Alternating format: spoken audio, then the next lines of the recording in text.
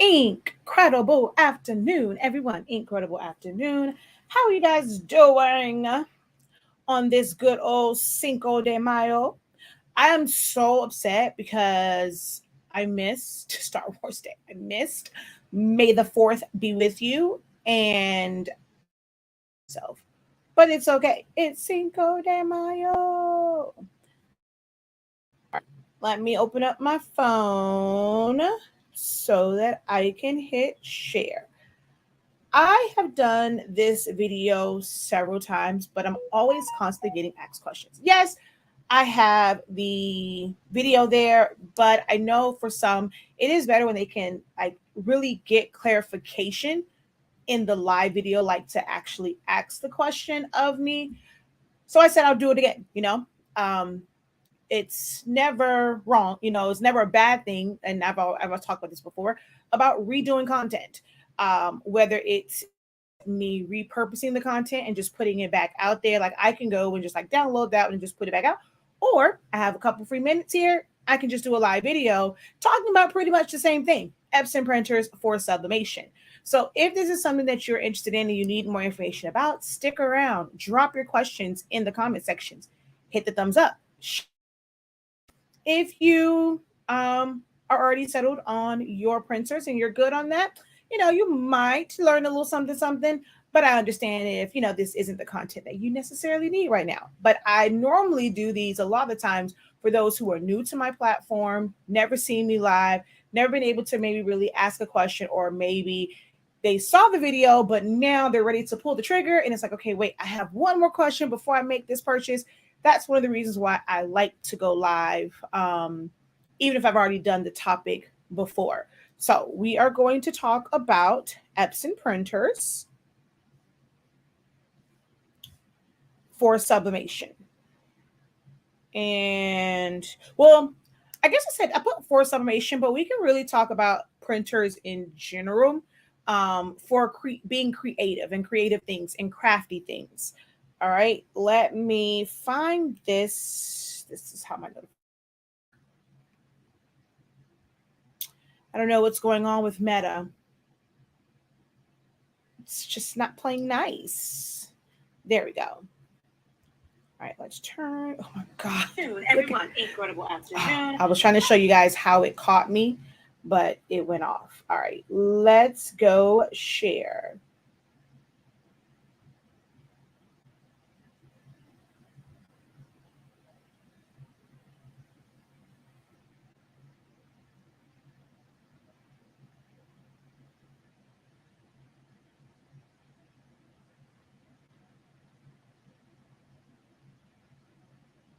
Okay, 1 second.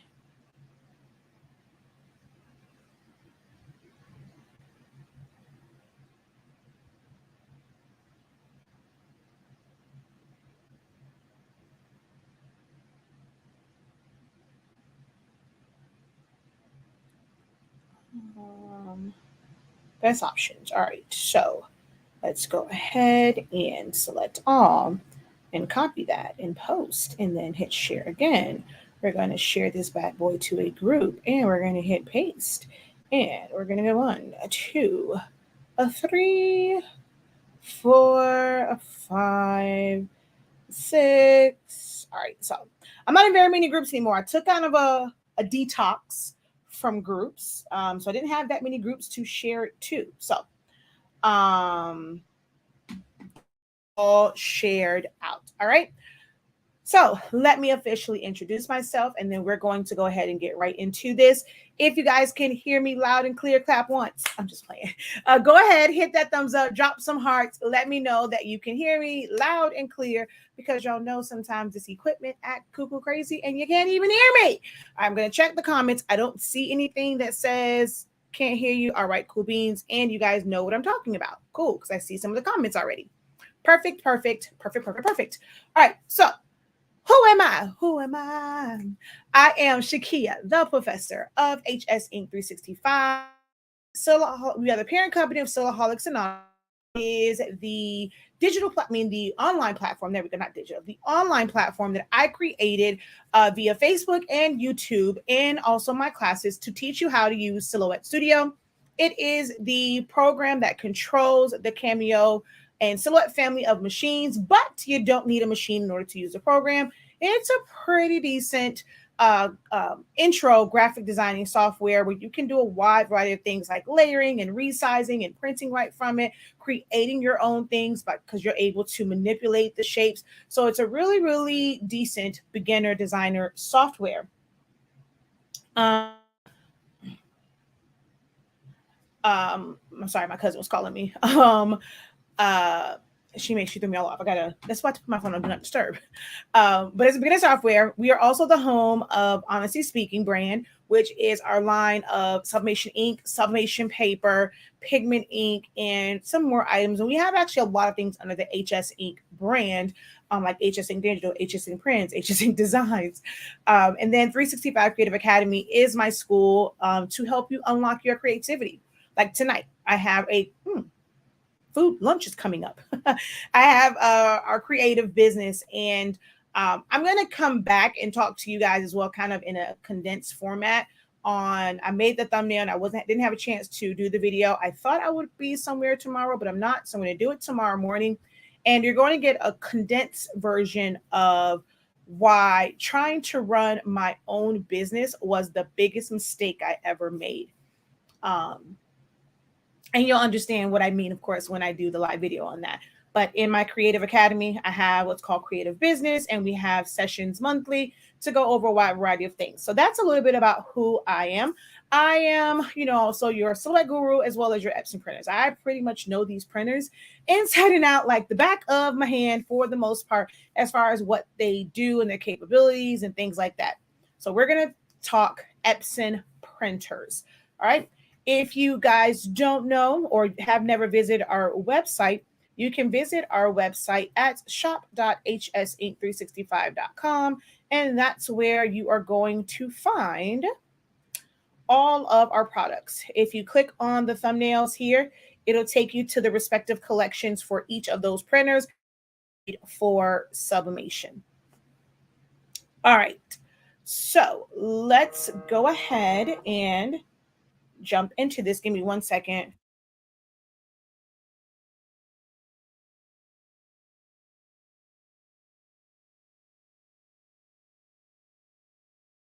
All right, sorry about that.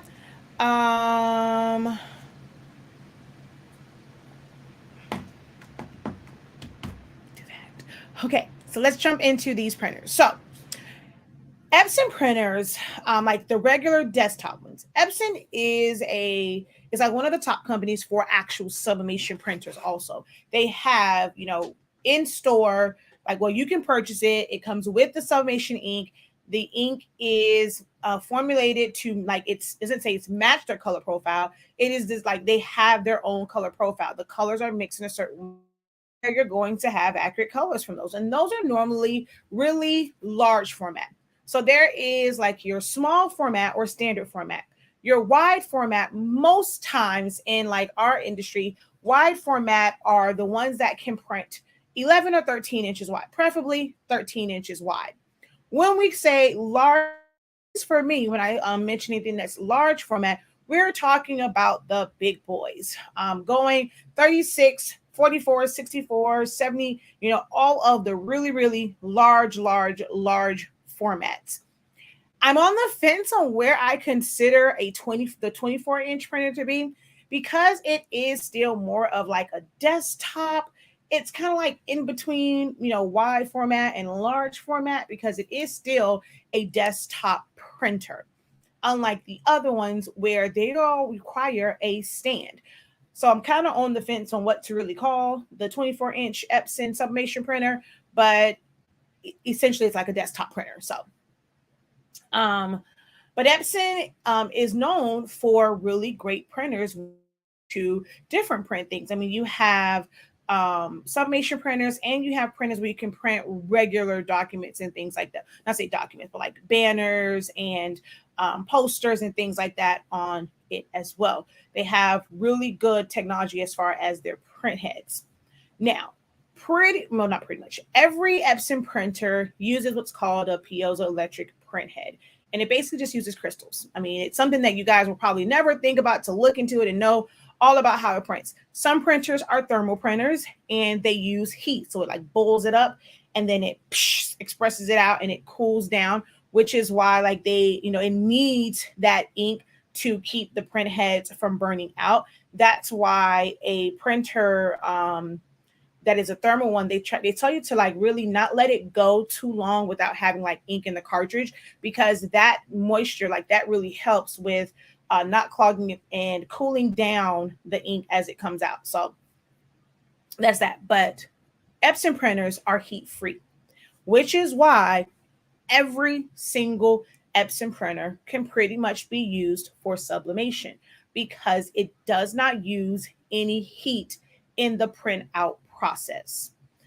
Now, because we think of Epson and we automatically think convert, most people associate that saying that Epsons are the printers to use for like everything that's not with like printers that are when you're trying to convert it for something that it's not in the stores for. So, i.e., EcoSolvent. While some Epson printers are okay, you can really use any printer for EcoSolvent ink because that does not require, actually it requires heat. So it doesn't require it to be heat free. My Roland has heat. So that actually helps in the printing process. So those printers that actually use heat might actually help the EcoSolvent a little bit better than using an Epson printer that does not use heat. I still need to set up my Canon. I had to get a second because the first one was defective. At some point here, I'm going to set that one up. But people always think that it's like Epson for all converted to be able to do crafty things, and that's not the case. There are printers, like other printers that can be used for other things, but we're going to focus on sublimation. Epson has kind of two different types of printers. They have cartridge-based printers and they have eco tank printers. Again, remember, all Epson printers can be used for sublimation. What's going to be the determining factor of which printer is best for you is going to come down to cost, size, and how important is it for you to have like super accurate colors. When it comes to the cartridge-based printers, not every vendor is going to carry every number. A lot of the cartridges look exactly the same. What's different about them is the chip that's on there. The chip is what controls every single printer. The printer will never know how much ink is actually in the cartridge. It is the chip. And it can be kind of pricey to get these chips from overseas, because it's printers where you just might happen to get a printer from a consignment store, or it's like a really old printer that you had and now you want to convert it. So you do need a refillable cartridge, but it's not the printer that's out and the one that Epson is producing, and you know that there's going to be a need for it. So it really doesn't make much business sense for a lot of companies to carry every single cartridge type, because how do you know you're really going to be able to reach those people who happen to have those very few, like still have some of those older model printers? So if it's not a printer that is currently on, people are kind of using, you're not going to really find a lot of people that are going to have those chips or those cartridges with the chips on it for those printers. There are things like chipless softwares, like it's chipless firmwares. I don't do them. They're very complicated. I like knowing the status, because with those, you're never going to really see when it's going down and stuff like that. So you can get to a point to where it's going to go too low. You end up messing up your printer, having to do like push, air, prime, and all that stuff because you let it go out too much. That's a whole nother story. But you're going to need a cartridge with a chip just because they look the same. The ones for like the 48, whatever it is, look the exact same way as the 3620, the 7720, 7710, 7720, but the chip is different. A lot of people would try to purchase those and then put them in there, and then like they don't read. So you have to make sure that you are looking at your printer. When your printer came, it tells you exactly what like on the box, it tells you the number. If it's not on there, it's a simple Google search, guys, to find out what cartridge yours use. Put ink for Epson and whatever your printer name is, and it's going to come up and tell you that number. Once you find that number out, you're going to search for Epson, for the lack of better, 220 refillable cartridges. And you're going to look to see if you can find vendors that sell those cartridges and or chips. A lot of the printers are like, a lot of those like non-popular ones are single-use chips, and they don't make the replacement chips for it. So it's almost like you have to just keep buying the cartridge itself. But with refillables, you have your ink in it. So you would have to just keep filling new cartridges. That can be a pain in the butt. So what is it that most people do? They will buy the Epson cartridges because those are easily found, because Epson's going to keep on making them. They have several printers that might use that number. So people will go buy the Epson cartridges, harvest the chips, put them on, and then toss them. It makes it to where people feel like the newer printers, the 7820, 7840, 7310, are very, very complicated printers, but they really aren't, because now, like for those, because they are a new one, you have, I just had this thing, you have chips that, here it is.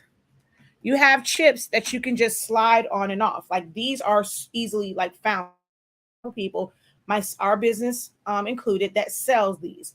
So it's not a complicated process to where you have to shave stuff off, you have to glue the chip on because it doesn't quite fit.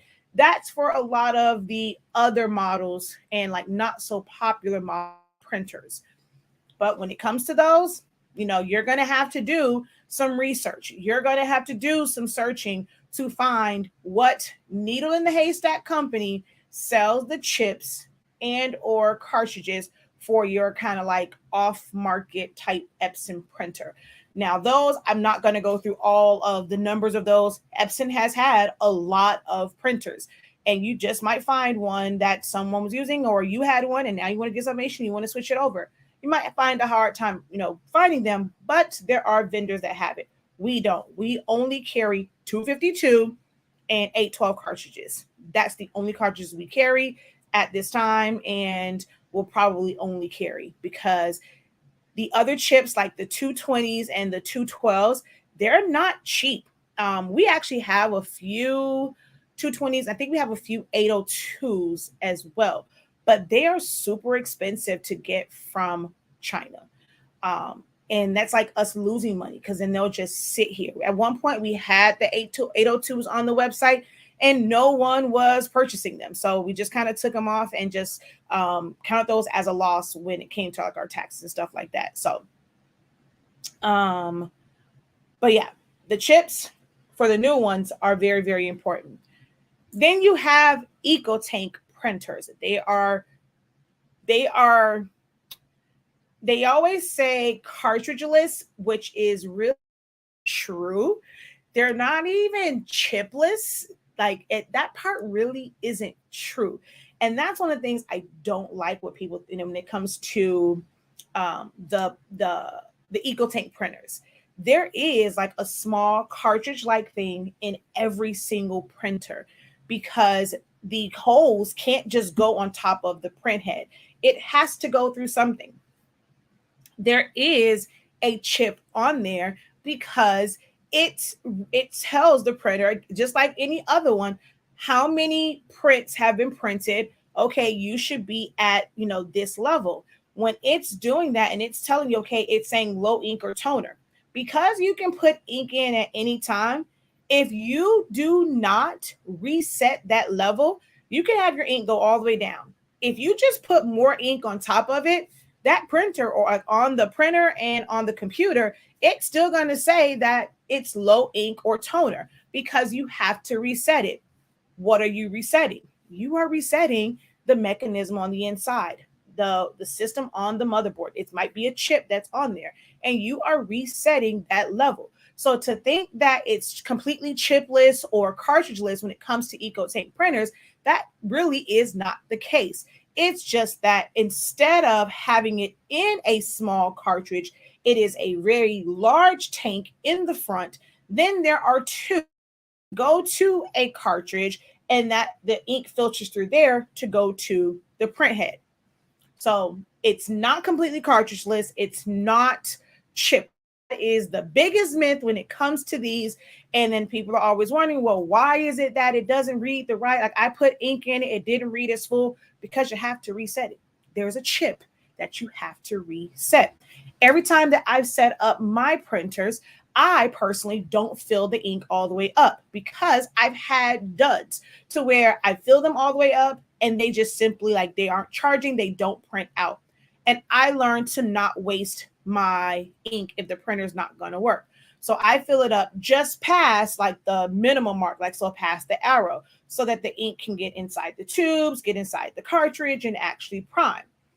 And if you watch my videos, I only put like that much ink in it, and the system shows that it is full every single time.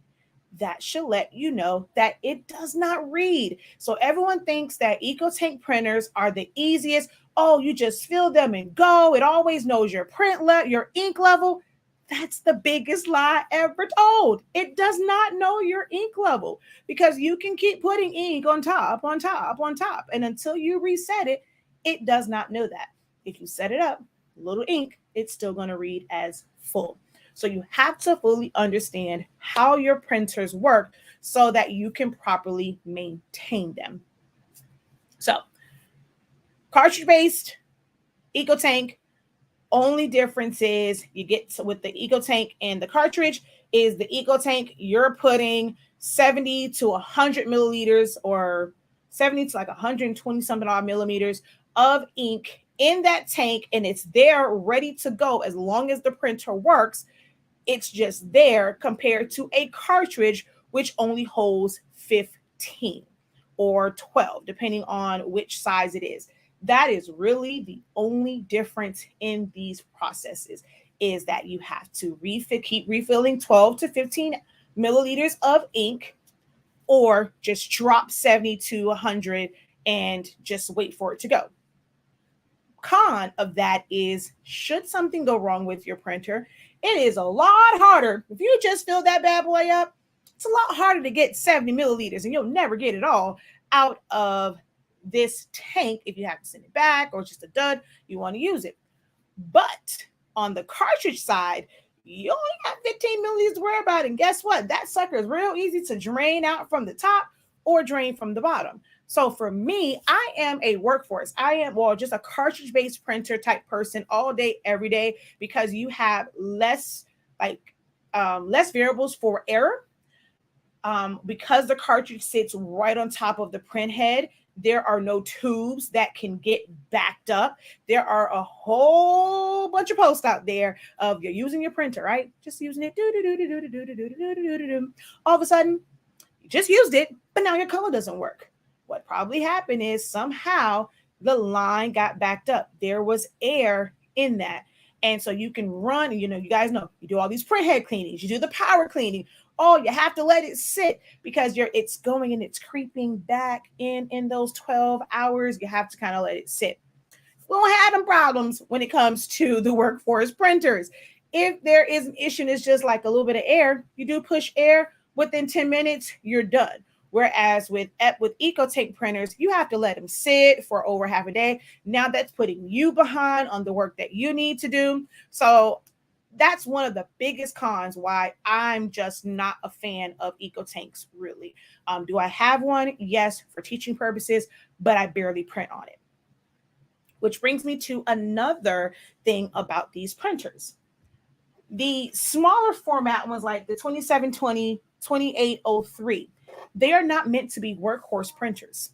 So if you are someone that's doing, let's say you only need small format and you are doing a lot of printing because it's not really meant for that many prints, you are sometimes overloading it and it doesn't know how to handle that much of a workload because you're constantly printing to it.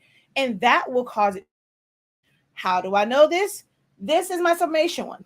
I barely use this sucker. But when I go to use it, I've never had a clog on it, knock on wood. However, the printer that Even uses at his desk, which is to print out invoices and packing slips and different things, he's constantly printing to it. With all of the orders that we have, we still choose to print those out. It's just that our staff can see it bigger from there. Sometimes he prints from there, sometimes he prints it from the laser one. Lasers are a lot more expensive as far as the toner to replace that. And since we own an ink company, it's nothing for us to just kind of put ink into the 2720 and just print all of our packing slips from there. And it just makes it a lot easier for staff to see it. And we could use our Rollo and just print them out thermally, but those are a little bit harder to see.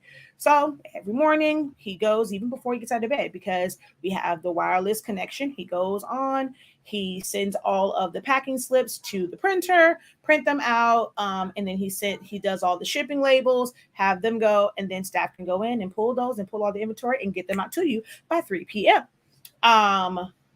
So he prints on that all the time. Well, luckily for the most part, it's always like black that we need, but there was a time where he needed to print color and it didn't, because that thing is always constantly going, and it's not really meant for that. So we've had an issue, and after just letting it sit, then it just went back working. Like, I didn't do a bunch of print head cleanings. I did not do a power clean. I went and got something to test a theory, and then all of a sudden it was working. So I have to wait for it to mess up again to test my theory on trying to get it to go again. But that one we've had stopped twice. This one has never stopped. And I've gone weeks without printing on it. Right now, it's been sitting for weeks because of my whole office switchover. So we'll see when I plug this in if this has any issues with printing. It's probably been like 3, 4, maybe even 5 weeks since I printed on this printer. And we'll see if everything just prints out when it's time to turn it back on. Because it's actually off right now. It's not even plugged in. But that's just how the EcoTank printers work. So those are some pros and some cons of just the printers in general, as far as daily operations and like maintenance. If you have to drain the ink, the smaller printers make it really, really easy. The larger printers and the more expensive printers don't.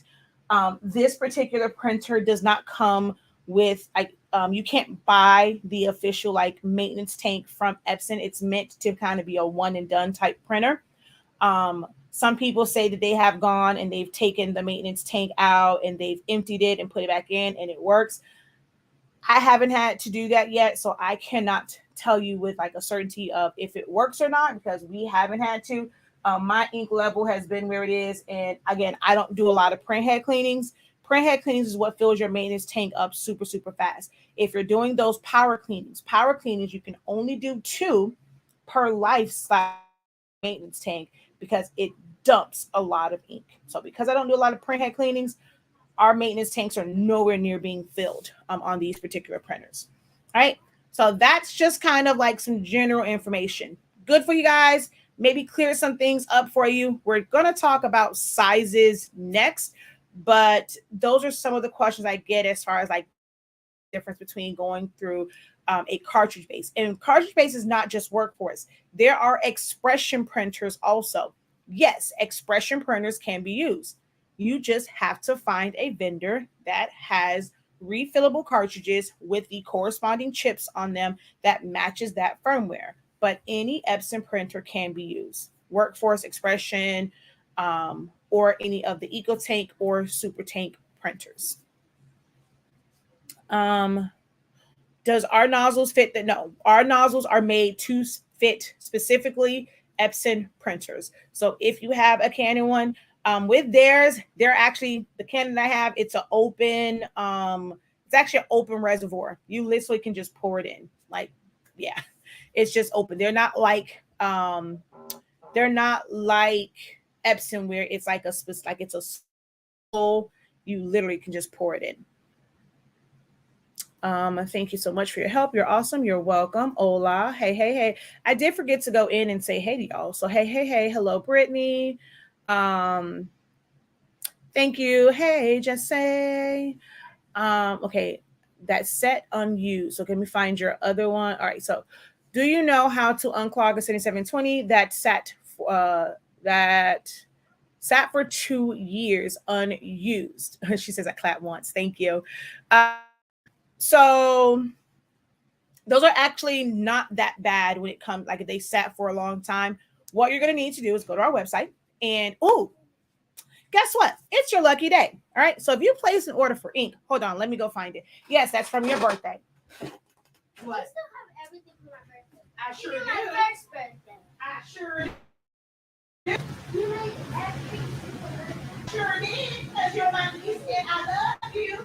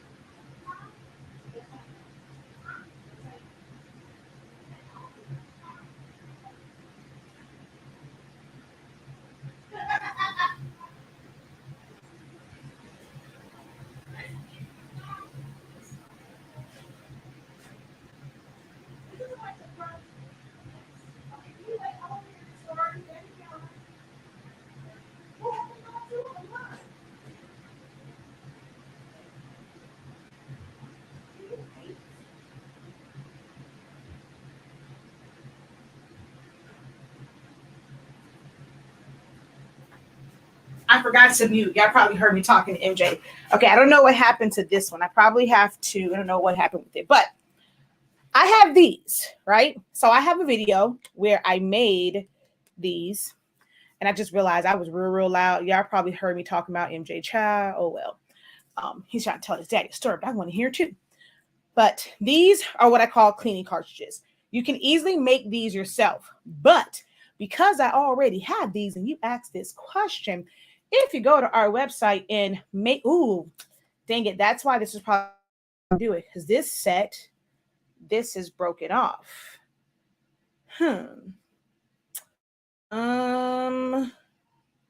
Yeah, that's going to be an issue. It's not really an issue. I mean, because that really just kind of holds it in place. You just have to be careful with taking out because the chip is on there. But maybe that's why I was wondering why this set was sitting here. And it's because the clip on the the cyan is sitting off. But we don't have an extra one. So I don't know what I would do if you would be able to utilize that one. But I do have these. I have a video on how to make cleaning cartridges. So what you'll do is you'll get an empty set of, for anyone else, you'll get an empty set of cartridges and you're going to make a cleaning solution. It is like I say, like 5-to-1 of alcohol, not 91. Get like a 50, a 70, 70 or somewhere in there of alcohol, some distilled water preferably, but if not, try and use bottled water and not your tap water. And then a few drops of dish liquid. That's why it has like a little bit of bubbles in it. And that's your cleaning solution. So you're going to put these in the printer and you're going to push air through. Well, watch my video for pushing air. That's going to kind of get it started and get it kind of all like moist like and all that stuff. You can continue to push air, or so that you give it time to go through, we're going to go to our website and get the purge file. With that purge file, it's basically like just strips of color to make sure that the printer is actually printing from each color.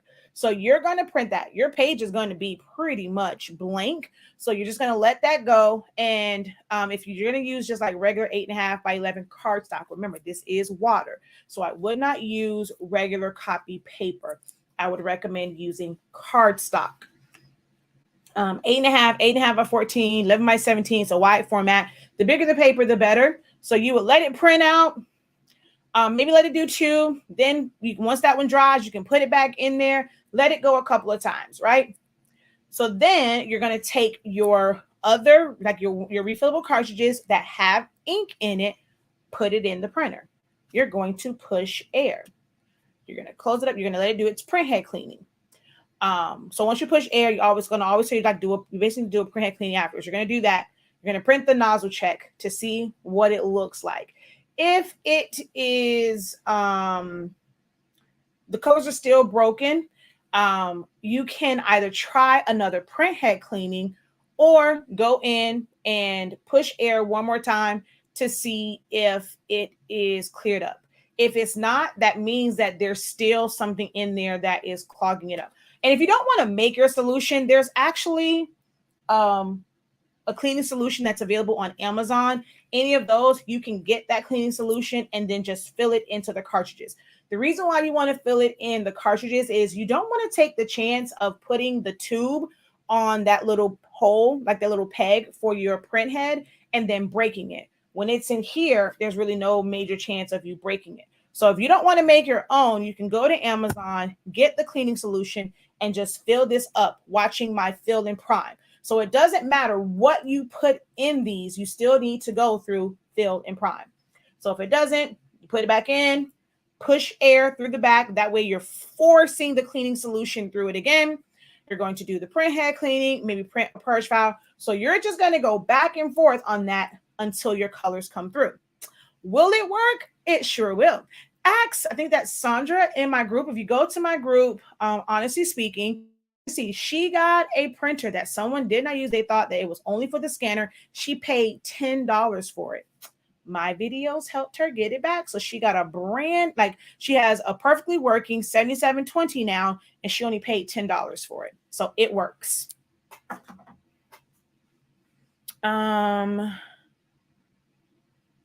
I have the F570, and when it works, it's great. But when it doesn't, it's a nightmare. When it doesn't work, what's happening with it? Hello, incredible afternoon. Let me make sure that doesn't have any other ink company. Okay, so I already have sub printers, but I do have a question about your pigment ink for my Epson 7840. The ink it comes with goes so fast. Should I get the pigment ink to last longer? So the ink that's in it is pigment ink. What's the difference is the size of the cartridge. So it comes with an initializing cartridge, and then every set of cartridge for Epson, you have a standard one, which costs around like 10 to 13 bucks. Then you have an XL. The cartridges look exactly the same, but the chip is what tells it if it's a standard, and you're only going to get so many prints and an XL. So if you got the XL cartridges, you'll notice that it will last a lot longer than those standard ones. So on the top, it'll say like 812i, which was your initializing one. 812 is standard. 812 XL is the one that gives you more prints. So you can either purchase all of the XLs. It will cost you about $36 for all of the XL cartridges if you buy them from Epson. But if you buy our refillable system, you're still going to have to change out the chips. But it's $60 because they are XL rated chips. $60 compared to $136. I think the $60 is going to be a better option. But the ink that it comes with it is pigment ink. So when you are buying our system, it's just a more cost-effective way to use pigment ink. And our black ink does not smear like theirs does. I was just thinking last night, I wish I could talk to you about my printer. Which printer is it? Okay, so that one. Okay, that was your question.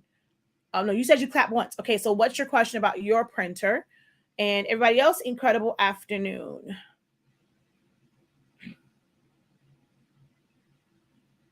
All right. So I have an Epson 7210, and I'm noticing that when I print out, let's say a pink color, it comes out more of a red than pink. Is this for sublimation or for pigment ink? I don't remember if you said up here which one it is. So which ink are you referring to? Yes, we have chip resetters on the website for the 7210. I have a 7710 printer that has been sitting for a year. Do I do the same process? Yep. To everyone watching, don't forget to like. You are right on time with this one. My blue won't print for nothing, so I needed this. Now, my sister has a 7210, and her cyan would not print. It just would not print, and so she ended up having to call Epson, and they don't. If you have a 70, like any of the older printers, if you have them and they're still under warranty because maybe you brought them when they had those printers last year, if anything ever happens to them and you're still under the warranty, Epson is going to send you the newer one, the 7820, 7840, or 7310. So she ended up getting the 7310 because her 7210 died. So you won't be able to get that exact printer anymore. You're going to end up having to go to the system that uses like the replacement chips. If you have gone through and you have pushed air, like you have looked at it, you've made sure that it is primed, you have pushed air, and it's not working. The only thing that you can do, although it might be a waste, when you're trying to, this is the thing that you guys have to understand. If you're trying to figure something out, you can't keep doing the same thing with the same equipment and expect a different result. You have to change one of the variables. So that means you just might, because if the printer is completely dead and it's gone, you've wasted money, but not really, because knowing is half the battle. But you would have to either go buy an Epson. You can buy the standard one. It's $12, y'all. Like that's nothing for the, like, if it will end your frustrations and know if the printer is really, really gone. Go to Office Depot, go to Staples, see they have it on Amazon. Order the standard. It's 12 or maybe $13. Put that in the printer. If that one is printing fine, that lets you know that there is something wrong with the cartridge itself. It might be that the gasket has become loose, so it's letting air in, so it's not printing correctly. Or if you have another set of cartridges, you can put that in to test it that way. But when you have major issues, it is good to have a set of Epson cartridges to troubleshoot with. So you can get that, troubleshoot, see if it works. Like if you do a couple printhead cleanings, if it starts to work. And if it does, then you might just want to purchase a new set of refillable cartridges, because that means that that cartridge is no longer good. These don't last. They don't last forever. You have to toss them. I just had to change like out the blade on my Roland because you're constantly reusing this. Remember, most cartridges, you use them, you take them out, you toss them. You're not reusing them. These, you're taking them out, putting them back in, taking them out. So you're squishing this thing a bunch of times. It might get loose. There's a spring in there that might get loose. So it might cause there to be air. You have to get replacements of these. This is why we continue to sell these, even though there's a new printer out, because in order to keep yours up and running and going, you may have to get new cartridges.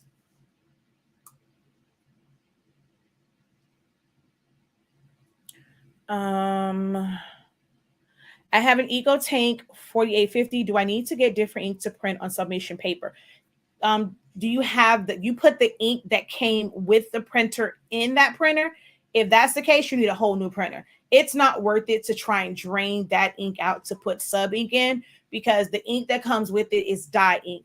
And if a major amount of that dye ink is left in that printer, it's basically going to almost kill like the rest of the ink, because it doesn't, like dye ink does not transfer at all. So it's probably going to be better for you just to get a whole new printer.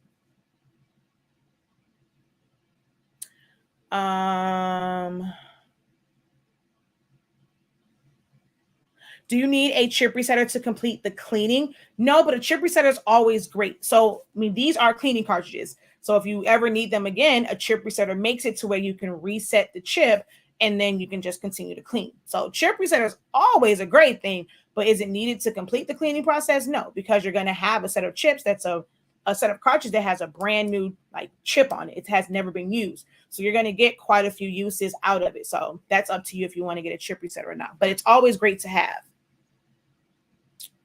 All right. So let me see. We are here.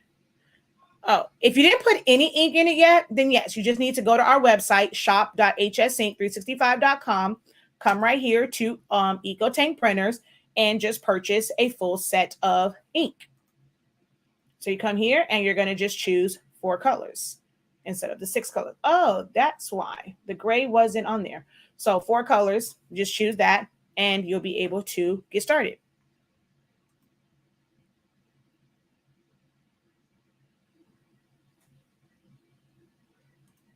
Yeah, if it's not working, that kind of sucks. It's out of warranty, then that just means that printer is gone. They don't last forever, y'all. What's the difference between pigment ink and other ink? What do you mean by other ink? Meaning dye inks. So I have a video that broke down like a lot of different inks. Ink wise, for regular like desktop printers, you have pigment ink, dye ink. Eco solvent ink is basically still for inkjets. You have sublimation ink as well. Those are like your common ones that people in the creative space are asking about. Dye ink and pigment ink, the only difference in it is dye ink is more of a darker ink. You actually have a wider color gamut. You can get those like easy, like you can get them easier, like those really hot pinks and neon colors. Like you can get those easier with a dye-based printer.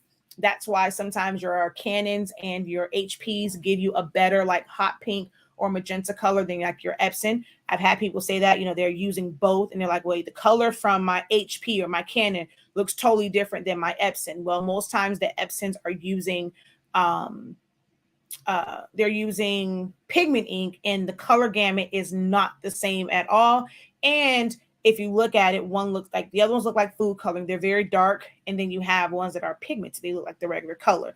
And that affects how it prints and how paper takes it. So dye ink has a better color gamut, but it's not waterproof. So if it's going to be a situation where water could get on it, it's going to run.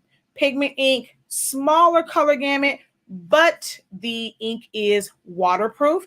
So if it ever gets wet, it will not run. And then sublimation ink and pigment ink. Of course, pigment ink is just for regular printing. So you can print documents, you can print stickers, you can print labels, you can print graduation fans, you can print small banners, you can print all those different things. It doesn't require heat. Once you print it out, what you see is what you get. Oh, I was going to say printable transfers. Like my niece was just asking me about her Hello Kitty shirt. So you can print out anything. What you see is what you get. Whereas with sublimation, you print it out, you don't see the full colors until you actually press it to a sublimation ready substrate. All right. So,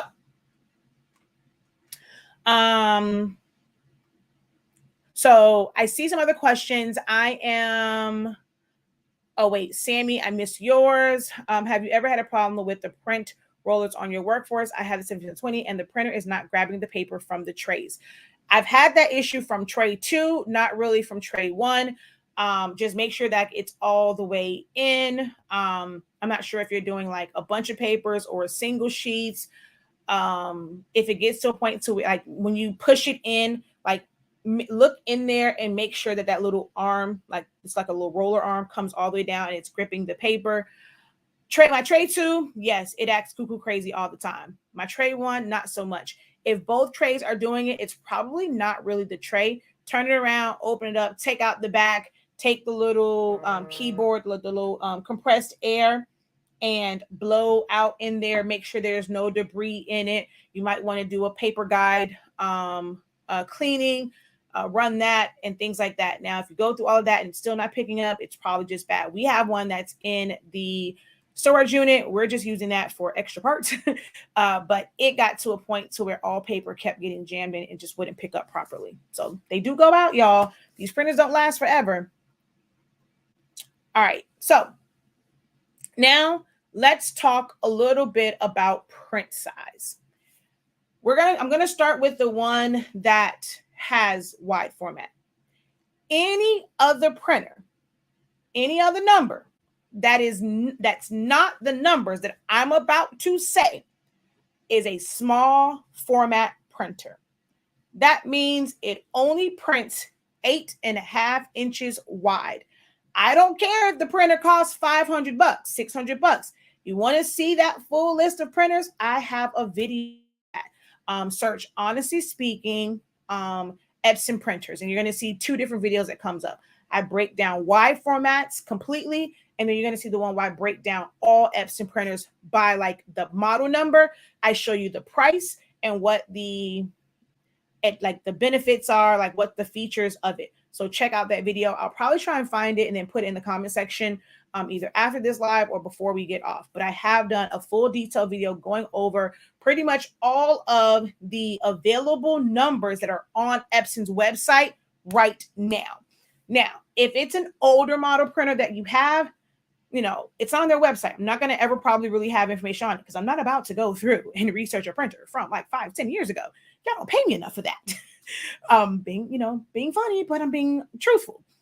So I'm not going to go through all of those. But any printer that I am going to name right now, new and are the Epson wide format printers that will allow you to print up to 13 inches wide. All that are not on this list, consider them to be small format unless you go and you do your research for yours. I'm going to go off of the most common printers. All right. So if you want to write them down, I'm going to give you a few seconds or so to go ahead and grab a pen and paper, or you can come back and watch this video again. We are at about 50 minutes. If you want to find the timestamp, 51 minutes and boom, 51. So your wide format that you can find in store, the ones that Epson is actually manufacturing right now to date for cartridge-based printers are the 7820. It is a wide format printer. It has a scanner. It just has one tray in the front, but it does still have the rear feed. 7840. It is 2 trays and a rear feed. It also has a scanner. It's an all-in-one. 7310. It has 2 trays. It does have the rear feed. It does not have a scanner. It is a standard wide format double tray. It has a smaller screen on the front. So your details and things are going to be a little bit different from the other ones. And then those are all black. And then they have the C7000. It is a white version of the 7840. No difference in print resolution or anything like that. They all have the same print resolution, all have the same print speed. The only difference is the number of trays, scanners, and colors. Those are your workforce printers that use cartridges. Okay. 7820, 7840, 7310, C7000. The current EcoTank printers that are wide format. Oh, other thing, those are all pigment ink printers. They will closely match Sublimation ink. I don't care what company it comes from. They're all the same with slight color differences, but they are pigment ink printers. Sublimation ink from third-party vendors are made to match color profiles for pigment ink printers because it is a pigmented ink. It's not kind of like the food coloring type ink. Dye ink, eco-solvent ink are not pigmented like the sub and pigment ink, like where you can really tell the color. So those are pigment ink printers. Now, on the EcoTank side, there are several wide format printers. There is the 7550. It only prints 11 inches wide. Then you have the 15,000, which is very, very hard to find. To me, Epson just really aren't making them ever since they came out with the 8550. But that is one that, I mean, if you're able to find it, some people say that they go to their Staples, they go to the Office Depot, they go in and order it. They go to like some really, really small town where it's not busy. They happen to find one on the shelf. Now, whether or not Epson is continuing to make them, me personally, knowing like their like how they really kind of come out with new printers, I really think that that's being phased out. You can call Epson. Do understand that those reps, they don't work in the department that make those numbers. They're going to look online and see, okay, yeah, it's here. We still sell it. But and then like it happened with the 7720s, all those, and like a week later, yep, they're discontinued. You have to remember those reps run off of a script. They don't know all of the inner workings of what's going on with Epson. It's not like you're talking to the CEO themselves to know, hey, y'all still making this printer? Can't really ask them that, right? So then you have the 8550. It is a wide format printer. The major difference in it is it was meant to be a photo printer. It is actually, I've seen photos come from it, like with the regular ink in it. It's actually amazing freaking colors. So it has a regular black, a photo black, cyan, magenta, yellow, and a gray. So there are 6 tanks on that particular printer. If you are using it as a regular printer, you want that photo black because photo black simply means pigment ink. You can replace photo with pigment ink. That is what photo black means. It does not produce a different type of black. It's just that instead of the dye ink, it's photo ink, or it's pigment ink, which will help it have somewhat of a water resistant, kind of like the regular pigment ink. So when you're using those, it really does help for dark, especially the darker ones, when they're using that black to kind of help it be a little bit more waterproof. But it is pigment ink. It grinds my gears when I see people selling sublimation ink and they call it photo black. Baby, photo black wasn't about the color, because if you look at them, they're both black, like very, very, very, very black. It's just the type of ink, dye, and pigment ink. So it really grinds my gears when I see people go in there. One, they're really wasting money. I mean, other than for a marketing standpoint, and those who have it, there might be looking for a company that says, okay, hey, we have photo black ink, but there is no such thing as photo black ink. You technically can take whatever black ink you have and put it in both of those reservoirs, because there is no special type of photo black sublimation ink. This printer can work without the gray. In photo printing, it really, really helps with black and white photos, to where you're not using black, and it makes it to where it's not so harsh, and you get really beautiful and amazing black and white photos, because there is a gray ink that's going to produce softer tones.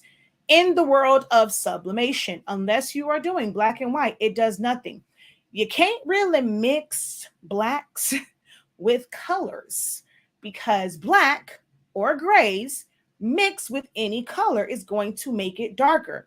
So it's not being used to give you lighter colors. A darker color like black or gray will completely make your colors dark and black. So it does not help with giving you a wider color gamut for regular colors. When regular colors are being printed, it is a composite of cyan, magenta, and yellow. The black isn't used in those colors, because black mixed with any color will give you black. It's simple science, right? So you can actually run it.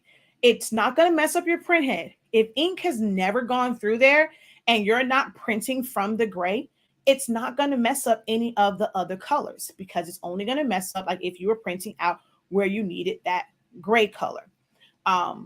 And if you're printing like grayscale, it'll still kind of use the black. So you still won't really be losing out, unless you plan to do like a lot of grayscale stuff. Then you may want to put the gray ink, sublimation ink in there, necessarily needed. For some, it has actually messed up their colors more than it has helped, especially when it comes to like certain blacks and when it mixes in or whatever. But that's the 8550. It prints up the third. It does not have a front tray. Everything is through the rear feed. So if you are using different papers, you cannot store, like, let's say you are one that does, like, you work with 8.5 by 14, 11 by 17. Those are your two standards. You kind of just leave those in the tray, and you have the two trays. You don't have to think about it. Well, with the 8550, you're going to have to change that paper out every single time, because you don't have a tray.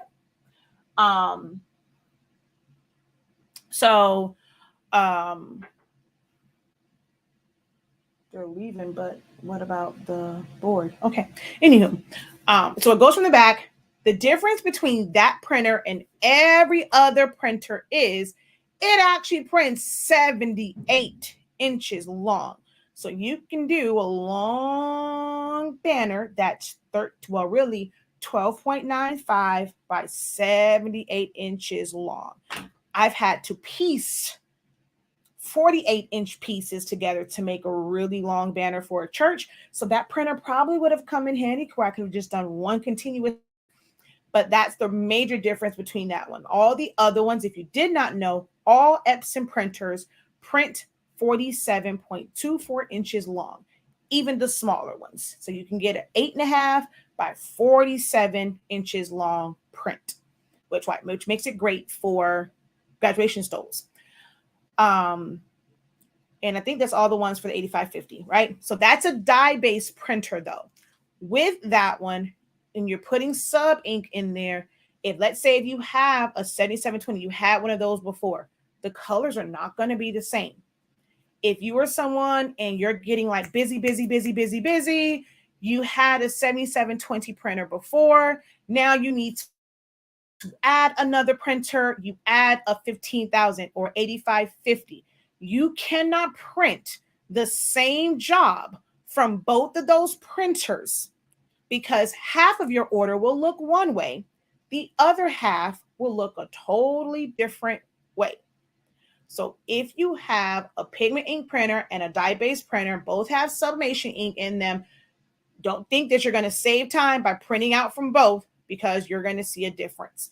If you have a 7720 now, then you're going to want to get the newer 7840, 7310, so that your colors match a whole lot better, like closer to it, because there's going to be a total difference between your 7720 and whatever EcoTank printer you have. You cannot print the same print jobs from those two printers and get the same results. You cannot. Okay. So that's a dye-based printer. Then the 15,000 is a dye-based printer as well. So it's going to kind of give you the same color range, except for that little pesky gray ink. Now, the next ones they're super tanks, and they're quite expensive. So it's the 16600, 16650. It used to be 1,000, it used to be 999. I think now it's like 1,005, 1,007. And then the other one was 1,124. Now I think it's like $1,130 or somewhere in there. So Epson has increased the prices on the exact same printer that's been out for years. They've increased the price of those printers. And those are super tanks. Now, I know of someone who went through 3 of those that were really bad printers. And then you cannot easily take that ink out. You have to completely disassemble the top to get to those little cartridges and get to the tubes to be able to drain your ink out. So if you end up with a bunch of ink in there and the printer, it was a dud, you've lost all that ink. It's no different from all the other ones. EcoTanks are not free from error. They actually, to me, have more errors than any of the cartridges, whether it's Workforce or Expressions. But those are your 2 pigment ink ones. They both have 2 trays in the front. They both have the rear feed. Now, the only thing that I'm not sure of with the 16600, 16650, I believe they're like the new ones.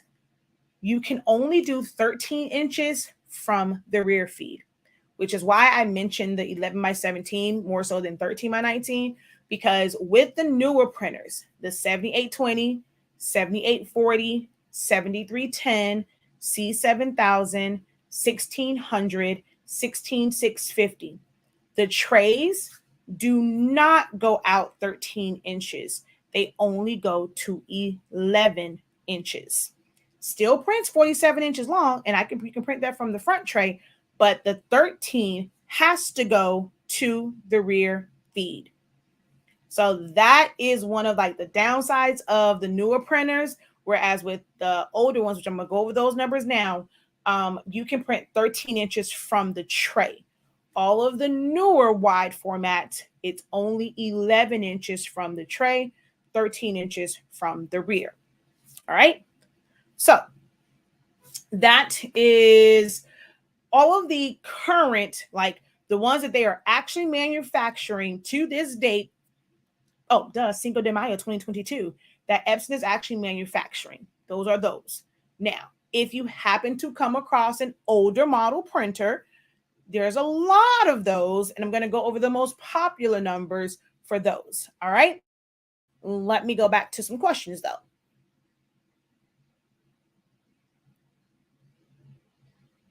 Oh, you have an eco tank. Wait.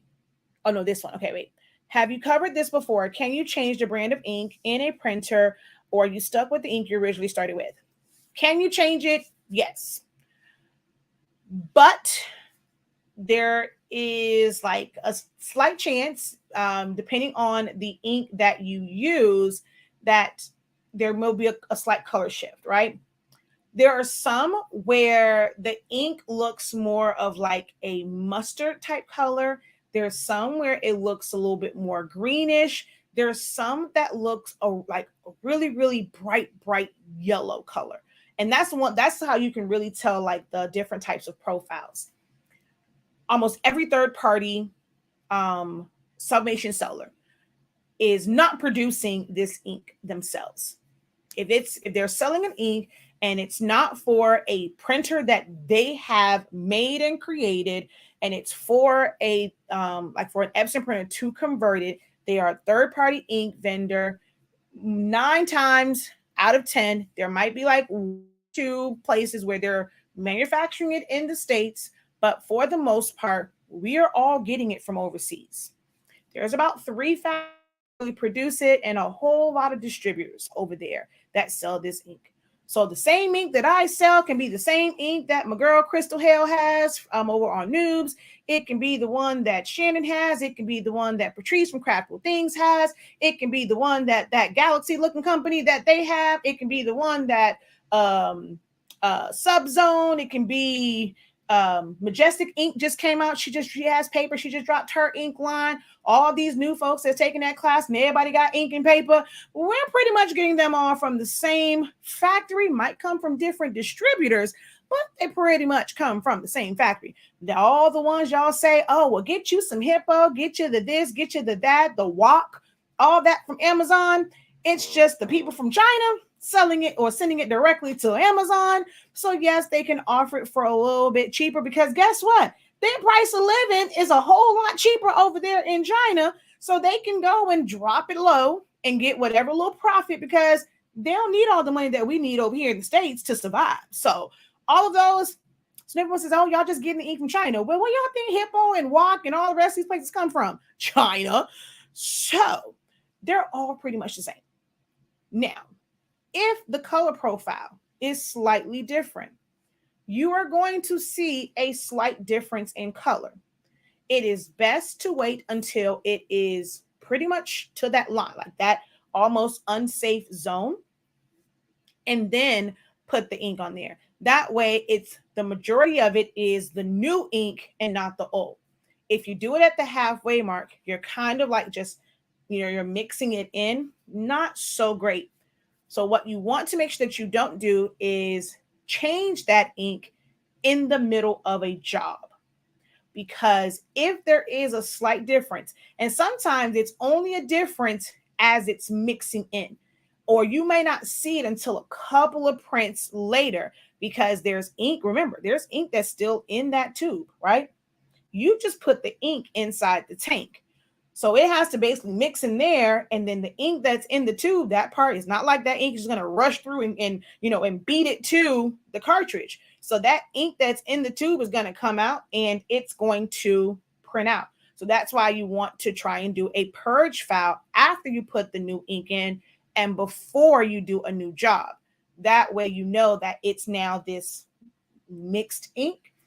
And again, don't do it in the middle of a job because the colors from one and the other might be slightly different.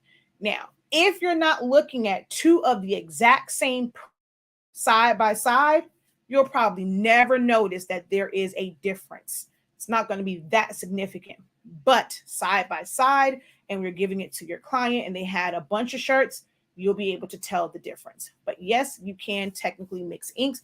It would be better. Like if you had one of the inks that is like that super bright yellow, I know like Ink Pro. I think they're one of the companies, or is it PJ? One of them, they have that ink that's like a really bright yellow. Almost everyone else has the one that's more of like a mustard or like dirty yellow, is like what I call it. Like ours is more of like of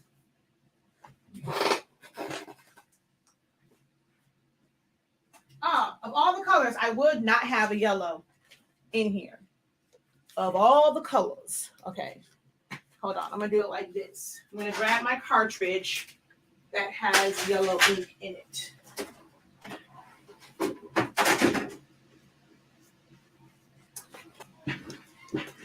Woo!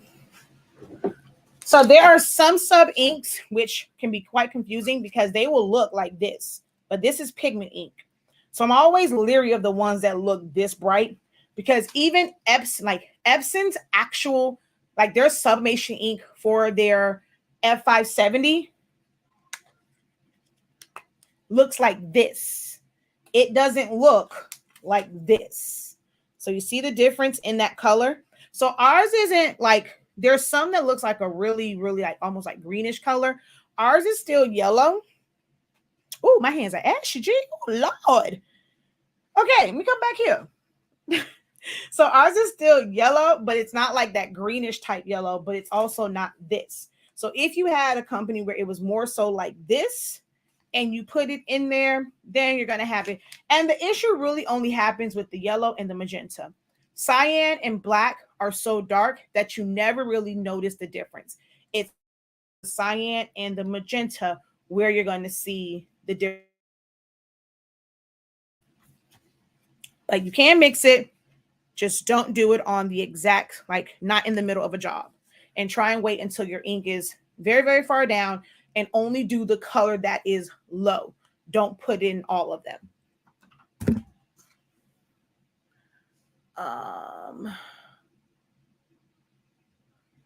I have the Workforce 7310. I watched your video loading paper and you did 13 from the front tray, but I can't get, no.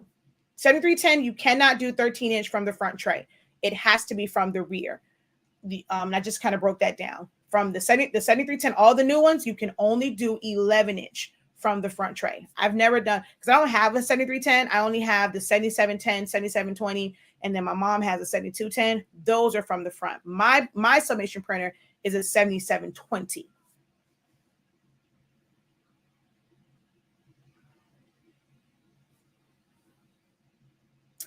Well, for you, if you haven't been able to properly prime it, then it makes no sense to try and keep using it. If it's not primed, it's better for you to not drive yourself crazy and wait for the proper syringes so that you can prime it properly. Because if you're just trying to like, okay, well, until it comes, I'm just going to try and make it work. It's not going to work if those cartridges are not primed. Or you could just purchase our cartridges that were already pre-filled and pre-primed.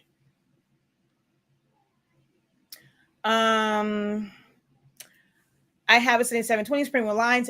Printing with lines can be 1,000 different things. I've done a video about troubleshooting, and that will be a totally separate video than this one. My 7710 is still acting crazy. I finally got it to print gray for black. I have a new print head and we'll install it tomorrow. If that doesn't work, I have to buy a new one. Wait, so you said I finally got it to print only prints gray for black. Sublimation or pigment ink. The 15,000 is $6.99 now. Yep, and it used to be $5.99.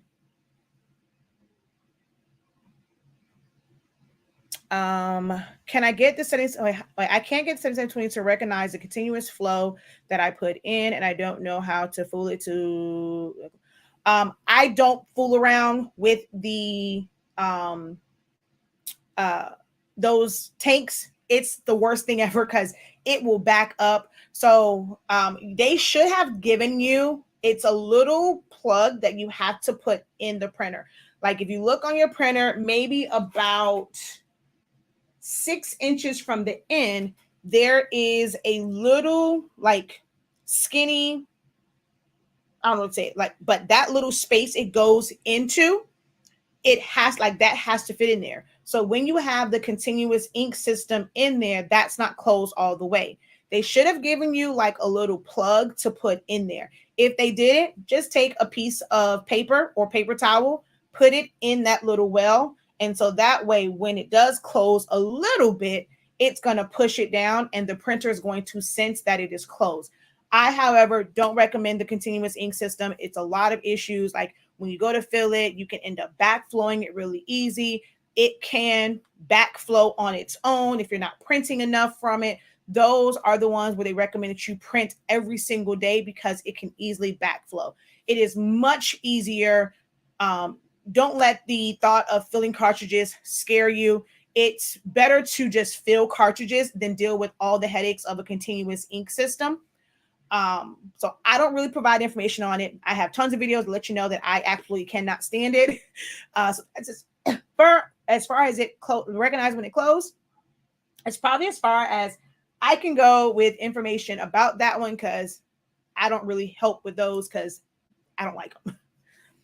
And I'm not going to stress myself out and give myself a headache over that. Go to our website, get you some pre-filled cartridges, call it a day. Trust me, it will. So are you saying you can use two different inks? Like I have a black one in one brand and yeah, you sure can. You sure can. She says, I will buy your cartridges. It's too much. And we sell them pre-filled. And if you have a lot of ink from your continuous ink system, you can buy the empty ones and then just watch my video on how to fill and prime them. So it's printing gray or is it pressing gray? Two different things. So if it's printing gray, it might press black. You know, if you say if it's printing light, it might press darker. And it might also be your print settings and the substrate that you are pressing to. All right. So the older printers that can still be used, if you can find them, you find them at a consignment store, you find them on a marketplace.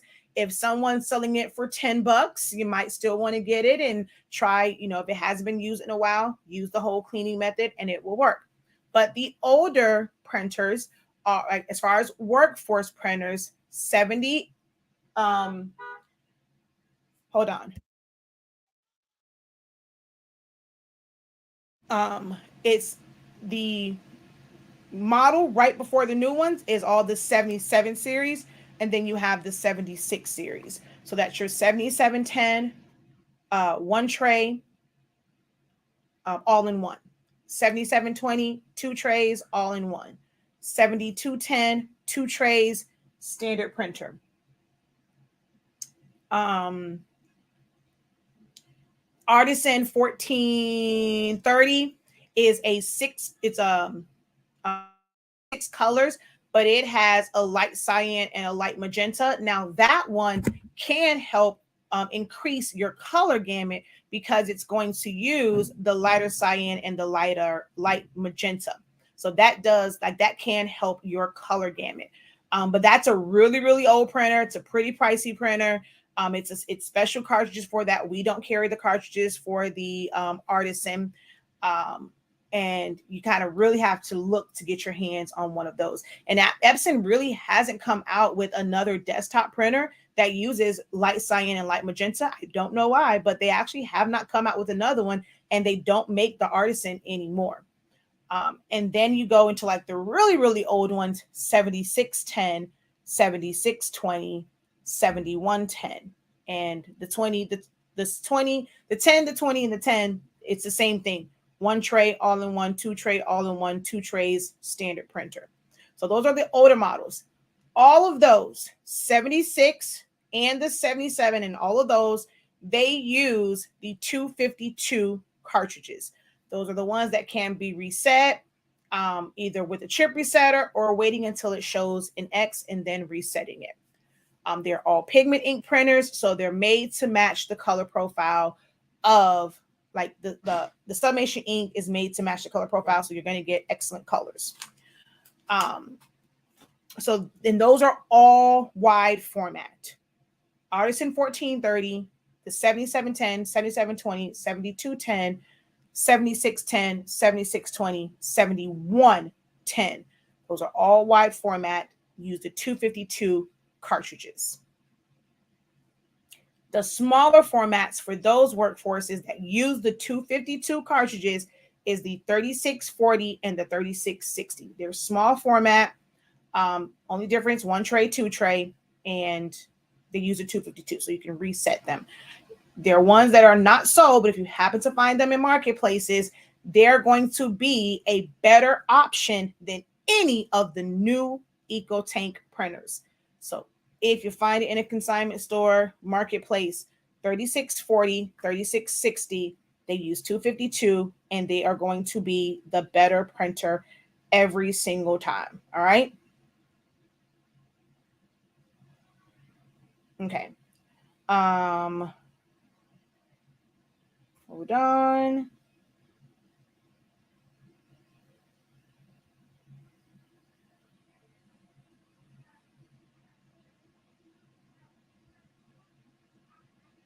All right.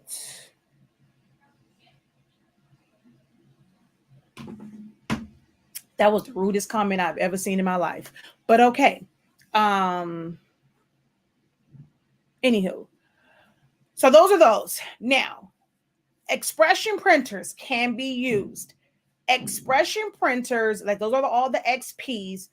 I don't know of anyone that sells resettable, like the auto reset chips for it. You're going to have to look up the cartridge number. Every printer has a different cartridge number. You're going to search Epson XP 1500 ink. And whatever that number is, you're going to look for refillable cartridges for that. If they say that the cartridge is a single use, look and see if they sell chips. If they don't sell chips, you're going to have to go to the store, buy those chips, take them off, and put them back on. Or you can search sites like Ink Chip and look for a chipless firmware. I am not able to help you. I personally don't. It's a lot of, it's a bit much when it comes to setting up the chipless firmware. You can easily mess that up. But some people live by chipless firmwares.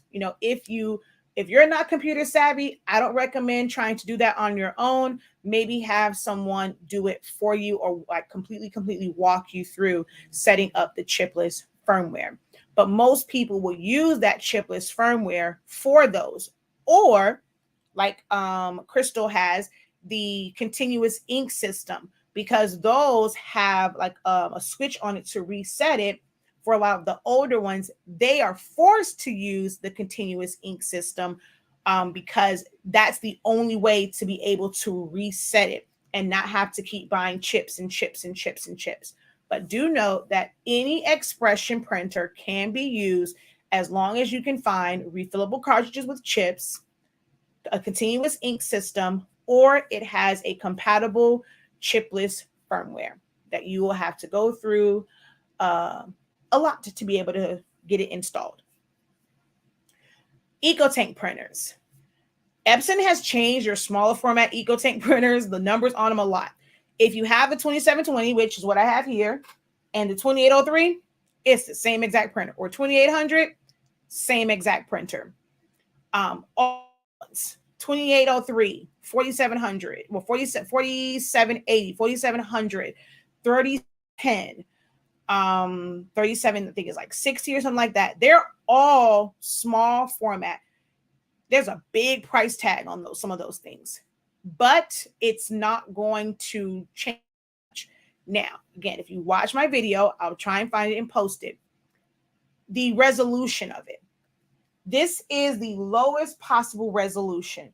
So when it's printing, it's not giving you like your dot matrix isn't like really like close together. It's not going to be as sharp as some of the others.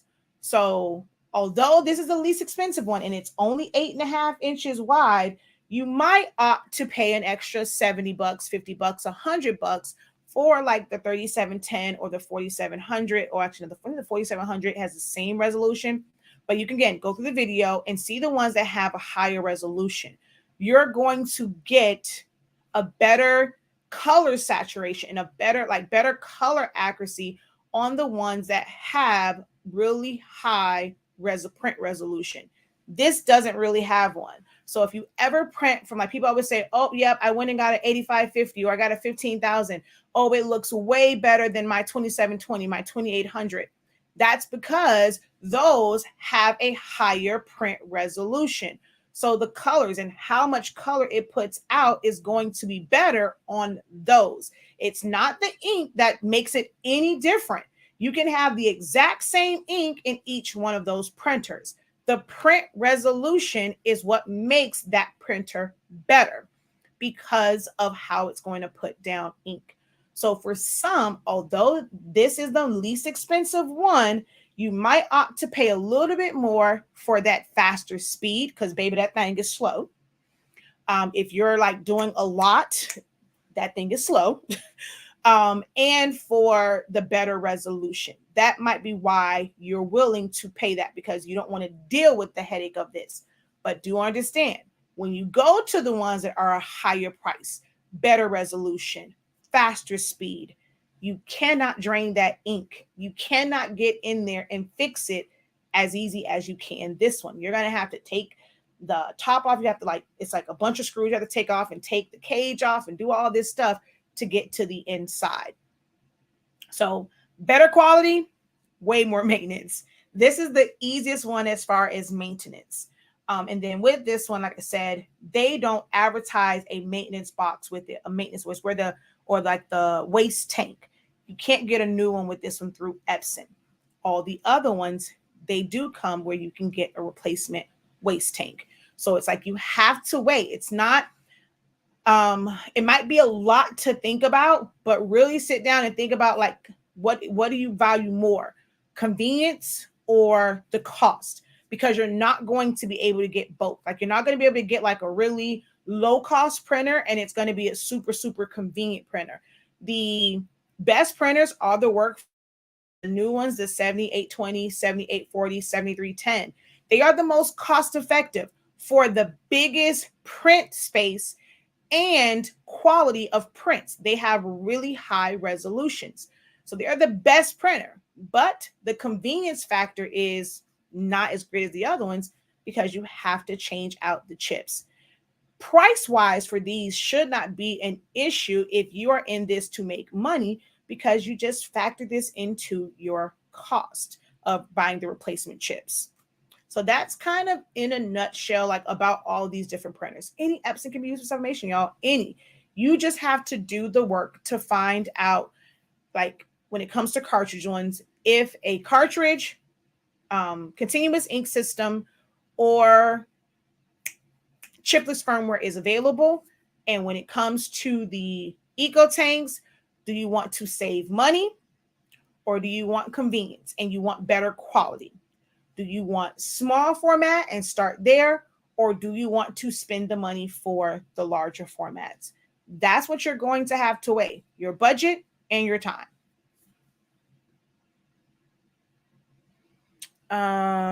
Let's see.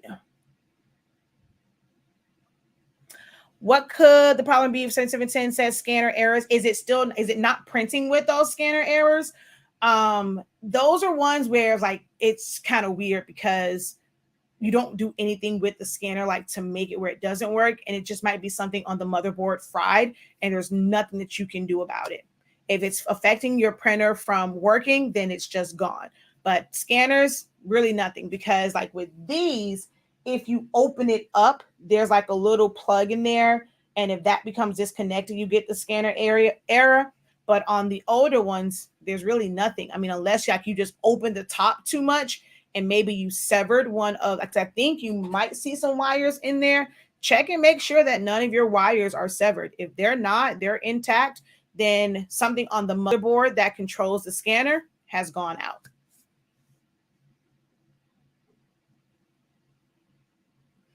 I just got the 7710 that had been sitting in storage from someone that had Cobra ink. I wish I would have read that. I don't like to put it. Well, I did send a bunch of things. I used to, but had Cobra ink, and the cyan magenta will not print right. I just got my order. I just, I guess, bought my order for your ink. Can I just switch out the cartridges now? Oh, you say you just got your order of our ink? I mean, yeah, if you want to, So switching out the cartridges is not what's going to make that work. So I'm going to tell you that now. If those colors are not printing and it's been sitting, that's because there is a significant clog. You might want to go back. It's within the first hour. Because I started talking about numbers. So it's before 51 minutes. I talked about using cleaning cartridges to push that out, or do the push air method with the ink cartridge that's in there. But simply switching out the cartridges will not make those work. If it's dried up ink, or just if it's just dried up, or the print head is just dry, that's not going to help it. You're going to have to like re-wet, re-moisten those print heads and to get them going. So go back before 51 minutes, because I know 51 minutes when I start talking about printers. So I know it's in that first half. And I talk about the cleaning cartridge. So go back and watch that part. I don't work for Epson, so I can't tell you where to find it. In the beginning, I did talk about the fact that I really feel like Epson is phasing that out. Everyone is trying to get one, from Sublimation to just people who want it as a regular printer, and now people want eco solvent. It's not going to be easy to find. So you're going to have to either be okay with paying the extra $100 for the 8550, or have money on deck for the 16600 or 16650. Whichever printer you find first is the one you get. Now, I would say go for the 16600, 16650. They're going to have a better color accuracy. 15,000, 8550, you're always going to have where those colors are a little bit off, especially especially grays. People have it in small areas. Like some people are able to walk into Office Depot, Staples, because they're in like a really small area where people aren't thinking about this. And out of like the 2 or 3 printers that Epson sent to that place, no one has purchased them. So they're able to walk in and be able to like get them. There are times where Office Depot was saying, okay, yeah, hey, yeah, we have them. They always have them on their site. And then it's like, okay, nope, you got to wait till September, you got to wait 2 months. Oh, we're going to let you know. Or they'll just simply cancel them out. The fact not been on the Epson website itself, like that's a big indicator. When it's not on Epson's website to buy it, or like the actual company's website to buy it, what makes y'all think like they're not going to put any in their warehouse, in their storage, but all the stores have it? Clear indicator that they're probably phasing that out. And when when you do go to Office Depot, Staples, and you order it, especially when you go in store, they're probably looking around at local stores, and they're just going to have it sent to them. So they're just really rotating a lot of inventory between stores that might still have it.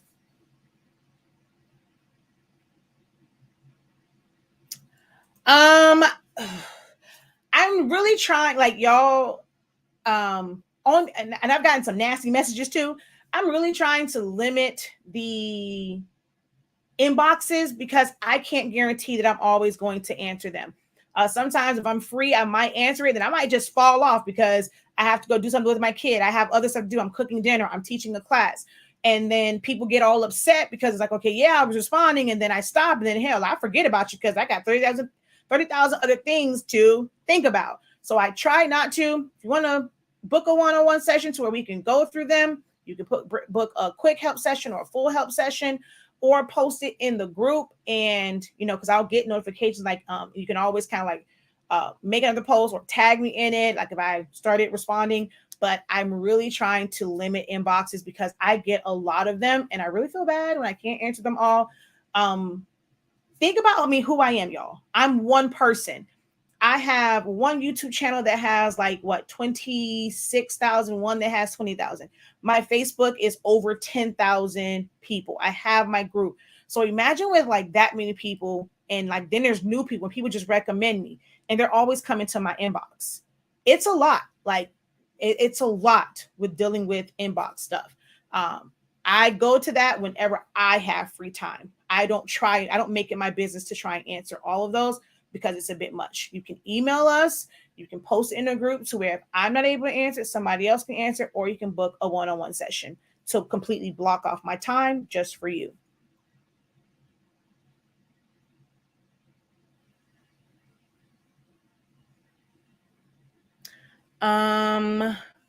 The ET 2000 series of tank printers will not allow you to change the maintenance boxes. When they fill up, you'll have to dispose these printers. And that's when I said, but I was sworn up and down, and I used to say that.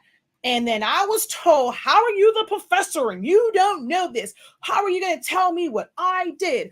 I took mine out and I emptied out and it works perfectly fine. So I stopped saying it because it doesn't come. Epson does not sell one. But if somebody else, I haven't figured it out, mine still has ink. I don't do all them extra printhead printings. So this printer going to last me a long, long time. So it's going to be a long time.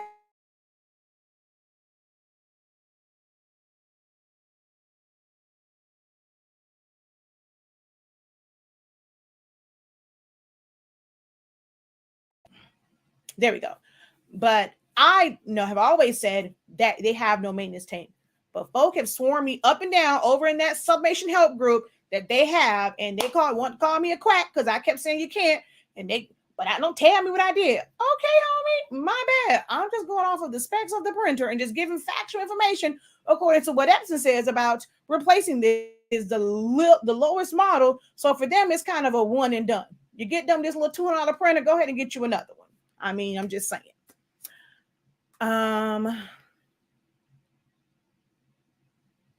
She says she buy your products because of your knowledge of the print process, printers, and your products.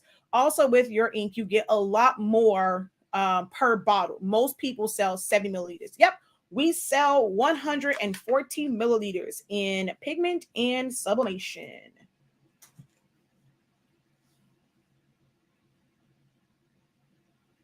She says, should I get the HS Quick Start? So with the Quick Start bundle, your cartridge, okay, do I have one? And these are all primed. So basically the Quick Start, these come already primed. All you're literally going to do is take out the ones that's there. Make sure that you remove, I'm trying to hide my, make sure that you remove the vent plug. So it should just be the one color plug in there. Put those in, run, you're set up, done, ready to go. Like that's what the Quick Start is. It's literally plug and play. I probably should change the name. It's plug and play. Take it out, put it in. You don't have to read like that first set. You don't have to fill it. And as long as you don't let that center circle go empty, you don't have to really worry about priming. You're just going to keep putting ink on top of it. That's it.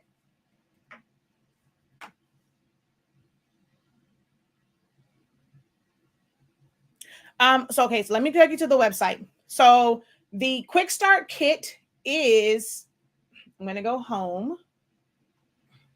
The Quick Start kit is the pre-filled. Okay. So Quick Start means pre-filled. And it'll tell you, if you look at the description on it, it tells you that it comes with, and I actually even have the other ones that kind of break down what they are too. So this is,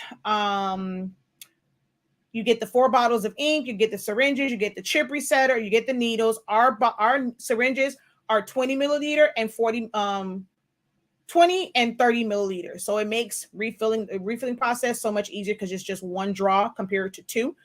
And you get pre-filled 252s. That's what that is. If you got a DIY kit, it's the empty ones and you have to fill and prime them.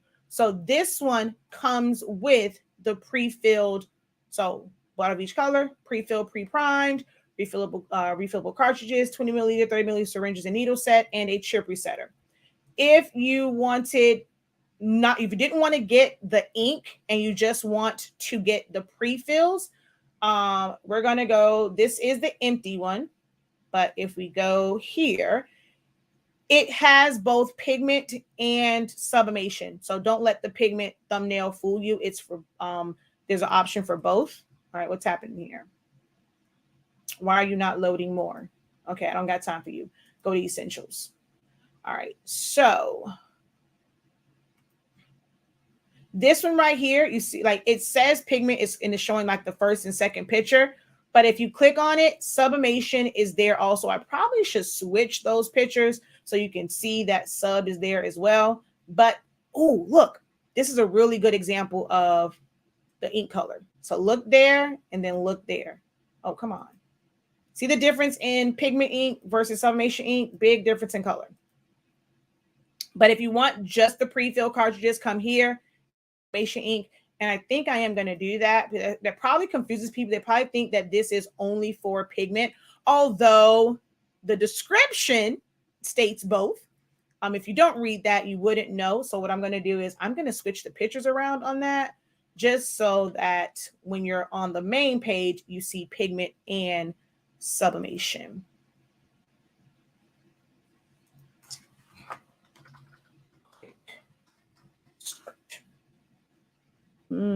Quick start set. And let's make this the second picture and save. And all right, not just yet. All right, let's go back to essentials.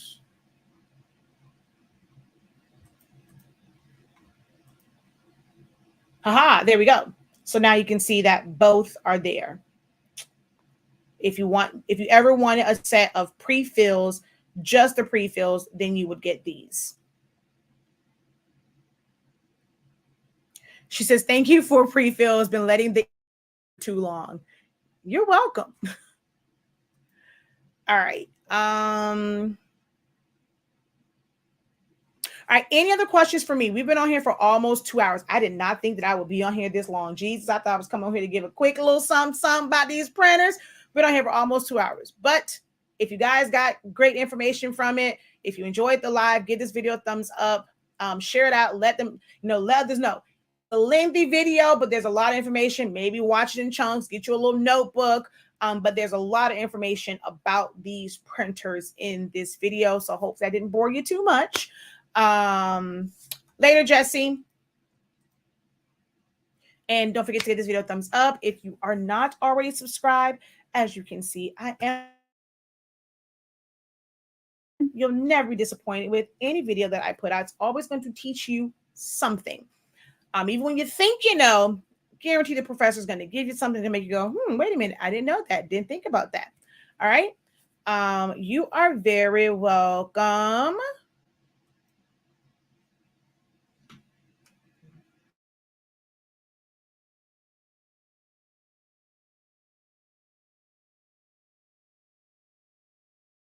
Don't know what happened to a thing right there. All righty.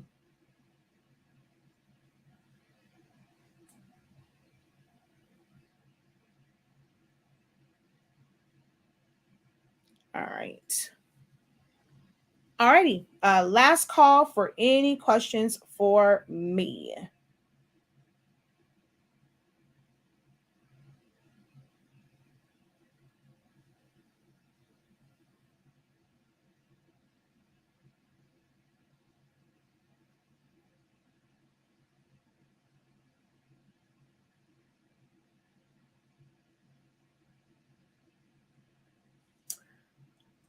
The bundle for the 7710, it is so when you're on the home screen and you go to the 7710 icon, thumbnail, it's the very first one. If you want the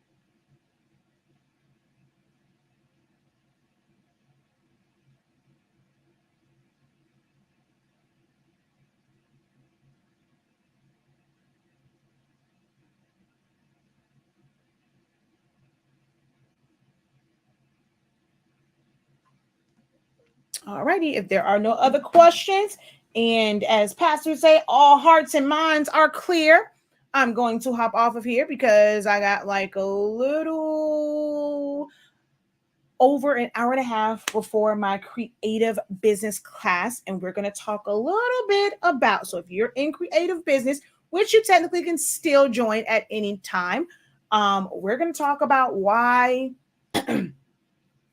trying to run my own business was the biggest mistake I ever made, and what I wish I would have done when I was still working a 9 to 5. So that's what we're going to talk about tonight in creative business. So if you're a creative business, if you're enrolled in creative business, you don't want to miss tonight. Okay. All right, y'all. Thank you so very much. Until next time, have a great one. Continue to unlock your creativity. I know that these videos that are informational are great, but you guys like to see the actual like demos of projects and stuff like that. It's coming. It's coming. Still have my curtain up, still working on finishing up the room.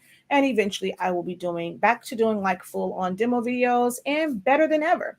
So be on the lookout for that. Don't forget to subscribe, hit the bell, change the notifications to all. On Facebook, change all of your notifications to see first. Follow me. You can send me a friend request under Shaquille Lavelle. And like and follow, the Facebook page. Join my groups. All right, y'all. Until next time, have a great one. Continue to unlock your creativity and be incredible. Peace.